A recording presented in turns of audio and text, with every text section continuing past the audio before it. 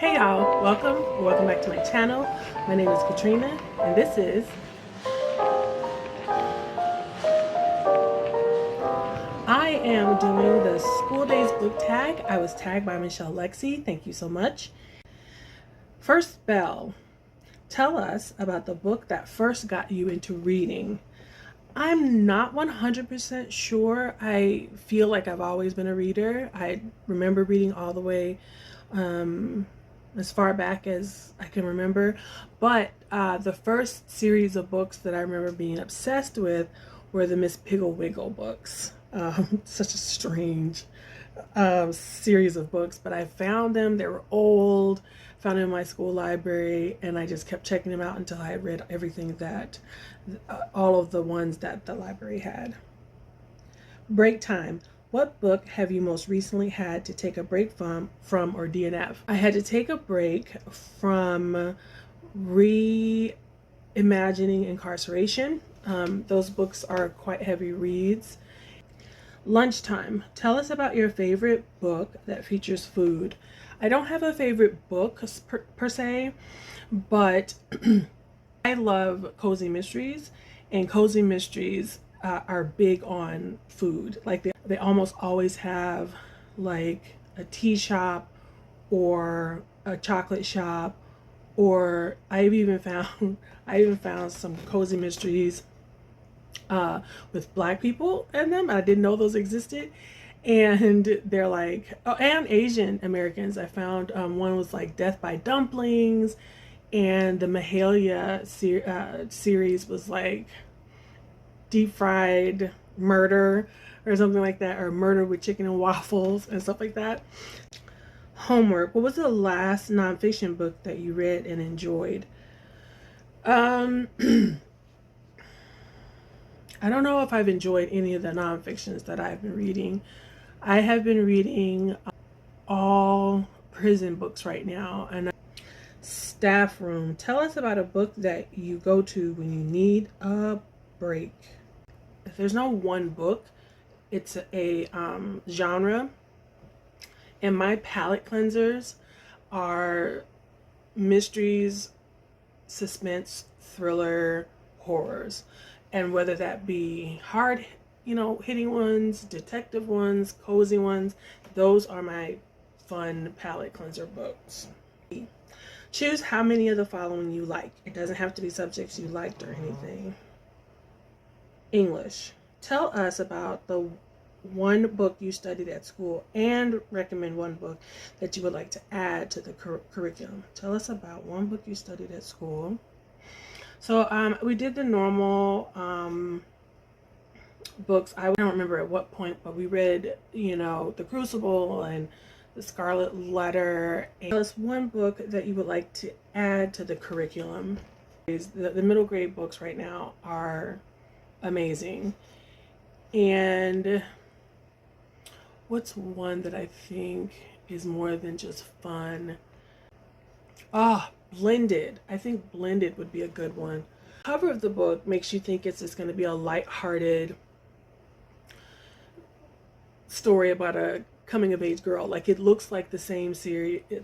So we were reading that book at the same time we were going through the Princess Diaries. There's a spin-off of the Princess Diaries where Mia has a little mixed sister that she didn't know about. And so the covers look kind of the same. Mia goes through her little issues and blah, blah, blah. But Blended deals with some pretty heavy stuff. And even my daughter remarked on how heavy some of the stuff was. But it's pretty accurate to what kids are going through right now. Number one, she is mixed. She is dealing with divorced parents. She's dealing with step parents and step siblings. One of her siblings is an older black kid that is racially. That's when my daughter was like, this book took a very serious turn. So something like that, something that's speaking to today, because our kids are dealing with climate change and Black Lives Matter, and that stuff filters down even more so than what we know. Like my 8-year-old is really trying to figure out where he stands, where he fits in being black, and he sees his dad is white and I'm black, and he hears Black Lives Matter, but he's like, what does that mean? And it comes out in really bizarre ways, and we have to kind of sit him down and talk to him about it. So that makes sense to me. They have older siblings, and my daughter for years ago was trying to figure out why do they get to go and visit somebody else, and I don't get to go with them and stuff. So these are all questions and things that that kid has to deal with. And so if you have a book like that, then the book can answer the questions for them or spark a conversation, like it did for us, because I was reading the book to her. So we were able to talk things through. And so in the hands of a good teacher, a book like Blended could facilitate some really good conversations for children of all colors. And also it was really interesting, the levels. The mom was in a lower economic level than the father. The father was wealthy, and the mom, the person that she was going to marry, was even working class. And so going back and forth between those two realities was something that was challenging, and is another thing to talk about. So it was a deep book. Math. Maths is how it's written here. How do you rate your books? I have been slowly starting to use the Kapow method. For me, like based on Goodreads, 3 is the midpoint. So if I give something a 2.5 or a 3.5, and I round up or down, that's, that kind of tells you where you are with the book. So just based on Goodreads, a 5-star is something I'm going to read over and over again. I might suggest it to like everybody I know because it seems universally good. But even if it's not universally good, and it's something that I'm going to keep coming back to, because I'm not a rereader normally, but the few books that I do reread, those are 5-star reads. It's a world that I want to, there's a world that I want to stay in and keep coming back to. That's a 5. A 4 is a book that is pretty much excellent. I'm just not gonna, it's not for everyone, and I'm not necessarily gonna read it again. It did what it needed to do. It did it well. There's no real, or it may have one flaw, but it was so good otherwise that one flaw doesn't take too much off of it. So that's a 4. And a 3 is a book that did what it needed to do. So a lot of my palate cleanser books get 3s because they do what they're supposed to do. A lot of my detective mysteries and my cozy mysteries, they made me feel cozy and they made me feel good. I could zone out. I didn't have to think too hard about the book. It was in between a hard race book or a hard nonfiction book or something like that, or I was just in a mood to be cozy and look at Pinterest while there's an audiobook going in the background, and it did its job. There was nothing glaringly wrong. I'm probably not going to read that specific book again, but I'll continue in the series. That's a 3. A 2 is a book that is probably not very good, and it has like one thing that saves it from being a 1. So it's the inverse, obviously, of a 4, where it did not do what it thought it was going to do. It did not give what it thought it was going to have gave. It's not even giving what y'all said it was supposed to give.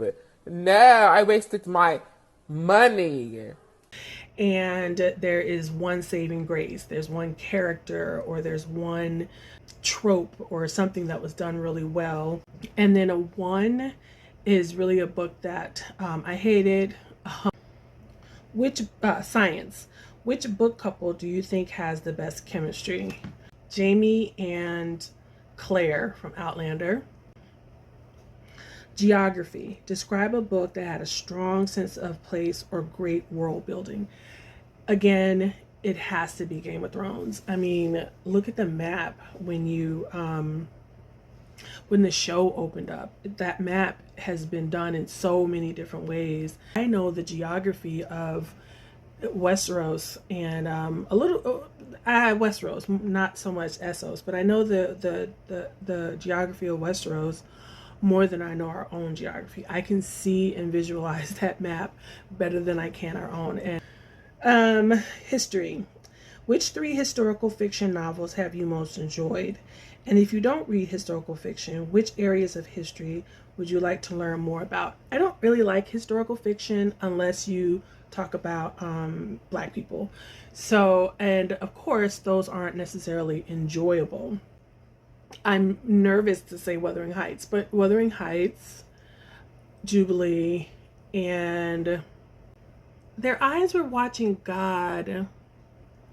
I can't say I enjoyed it because I didn't quite get the theme.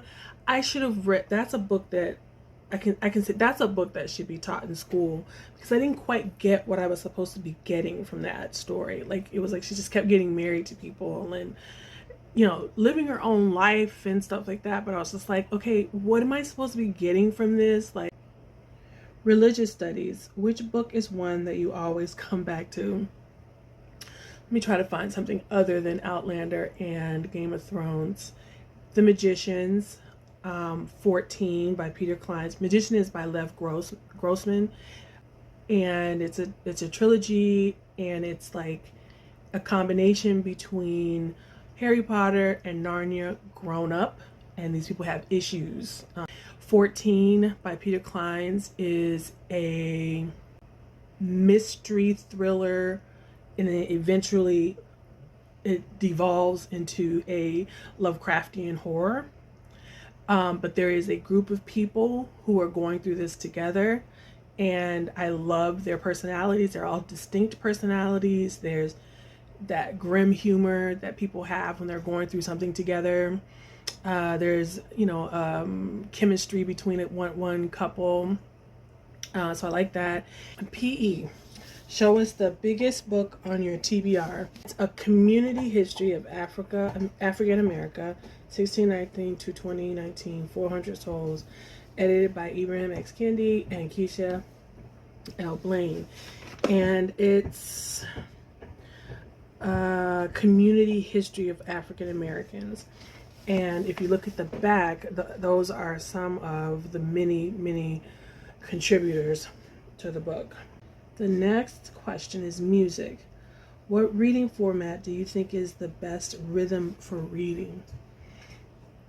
If I'm understanding this right, I love children's books that flow. Sometimes they rhyme, but sometimes they just have a rhythmic flow to them. And if they don't have that, I find that difficult to read to the kids, especially the little ones.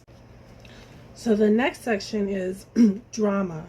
Which book do you think has the best ending? And I think that would be is it Her Eyes by Sarah Pembroke?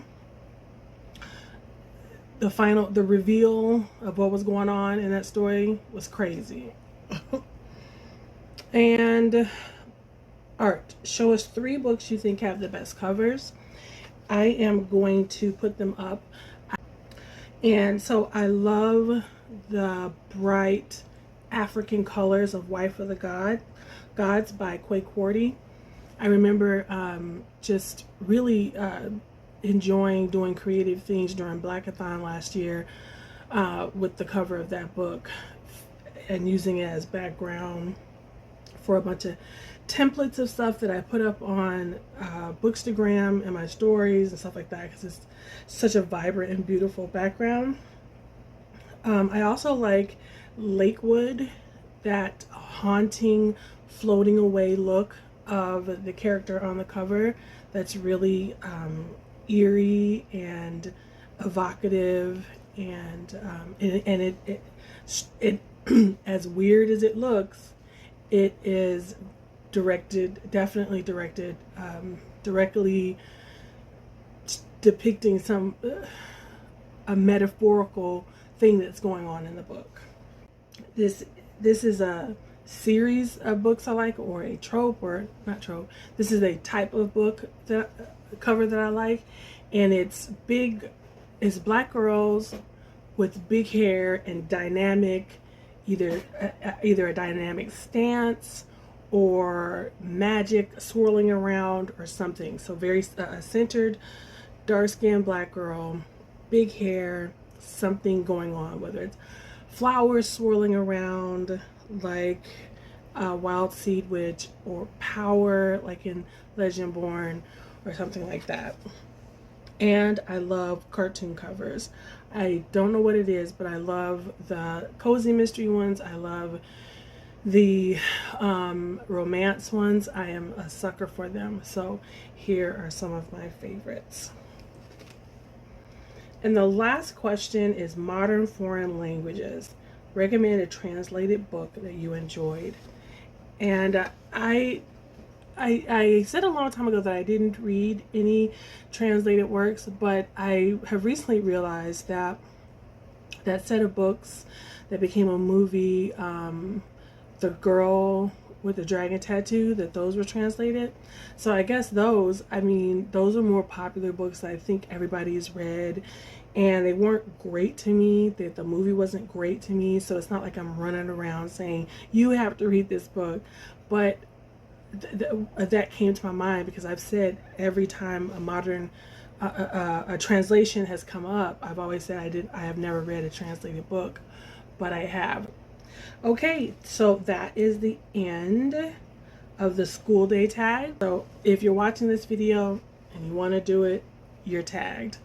Let's leave this emoji to appease the YouTube algorithm gods. Be easy on yourself. Thank you, Michelle, for tagging me in this. And I'll see you in the next one.